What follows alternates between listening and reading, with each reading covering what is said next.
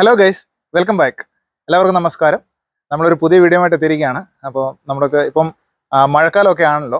അപ്പോൾ മഴയത്ത് നമുക്ക് വണ്ടിയെ യാത്ര ചെയ്യുമ്പം ഏറ്റവും അത്യാവശ്യമുള്ള ഒന്നാണ് നല്ല ക്ലിയർ വിഷൻ കിട്ടുക എന്നുള്ളത്. അപ്പോൾ അതിന് ഏറ്റവും അത്യന്താപേക്ഷിതം നമ്മുടെ നല്ലൊരു വൈപ്പർ ബ്ലേഡാണ്.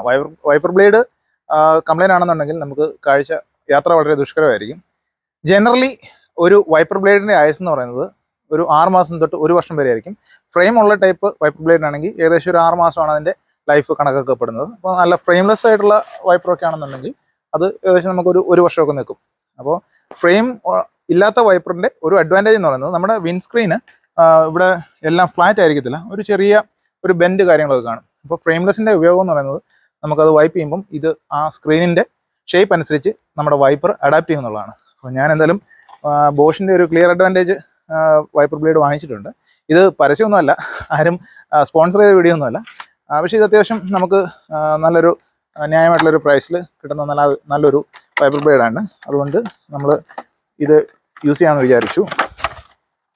ഇതിപ്പോൾ മരാസോയുടെയാണ്. മരാസോയ്ക്ക് 26 ഇഞ്ചിൻ്റെ വൈപ്പർ ബ്ലേഡാണ് ഫ്രണ്ടിൽ റൈറ്റ് സൈഡിൽ യൂസ് ചെയ്യുന്നത്. അപ്പോൾ അതാണ് ഞാനിവിടെ കാണിക്കാൻ വേണ്ടി എടുത്തിരിക്കുന്നത്.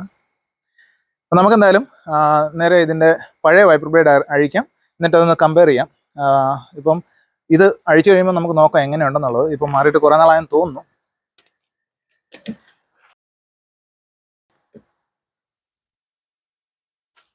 ഇത് അഴിക്കാൻ വേണ്ടിയിട്ട് നമുക്ക് ഇവിടെ ഒരു ചെറിയൊരു നോബുണ്ട്. ഇത് നമുക്കിങ്ങനെ പ്രസ് ചെയ്യാവുന്നതാണ്. ഇത് പ്രസ് ചെയ്തിട്ട് ഇത് പതുക്കെ താഴോട്ടൊന്ന് പ്രസ് ചെയ്ത് കൊടുക്കണം, പുഷ് ചെയ്ത് കൊടുക്കണം. ഇത് ക്ലാസിക് സാധനമാണെന്ന് തോന്നുന്നു, എത്രയോ വർഷമായിട്ട് മാറാത്താന്ന് തോന്നുന്നു. കുറച്ച് തുരുമ്പും കാര്യങ്ങളൊക്കെ ഉണ്ട്. പ്ലാസ്റ്റിക് കുറച്ച് ഹാർഡായി പോയതാണ്.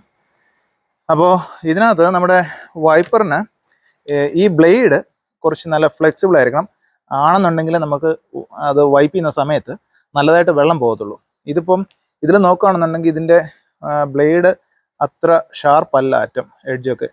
അപ്പോൾ അത്രയും ക്ലിയർ അല്ല. ഇത് വൈപ്പ് ചെയ്യുന്ന സമയത്ത് ഇത് ഒരു 45 ഡിഗ്രി ആംഗിളിൽ ഈ ബ്ലേഡ് പ്ലേസ് ആയെന്നുണ്ടെങ്കിൽ മാത്രമേ നമുക്ക് നന്നായിട്ട് വെള്ളം വൈപ്പ് ചെയ്ത് കളയത്തുള്ളൂ. അപ്പോൾ നമുക്കതിലും പഴയത് മാറിയിട്ട് പുതിയതിടാം. ഇപ്പോൾ പഴയത് നിങ്ങൾ നോക്കുകയാണെങ്കിൽ ഇത് ഒത്തിരി നൂർന്നു പോയിട്ടുണ്ട്, ഇത് കുറച്ച് ഹാർഡുമായി പോയിട്ടുണ്ട്. അപ്പോൾ നമുക്കെന്നാലും ഈ പഴയതെടുത്ത് കളയാം, എന്നിട്ട് നമുക്ക് പുതിയതിടാം. അപ്പം പുതിയതിടാൻ വേണ്ടിയിട്ട് ഇപ്പോൾ ഇതിങ്ങനെ ഇവിടെ ലിഫ്റ്റ് ചെയ്ത് കൊടുക്കണം. ഇങ്ങനെ ലിഫ്റ്റ് ചെയ്ത് കൊടുത്തിട്ട് നമുക്ക് ഇപ്പോൾ ഈ ഒരു സാധനം നമുക്ക് വേണ്ടി ഇതിനകത്തോട്ട് ജസ്റ്റ് ഒന്ന് കയറ്റി അത് ക്ലിക്കായാൽ മാത്രം മതി.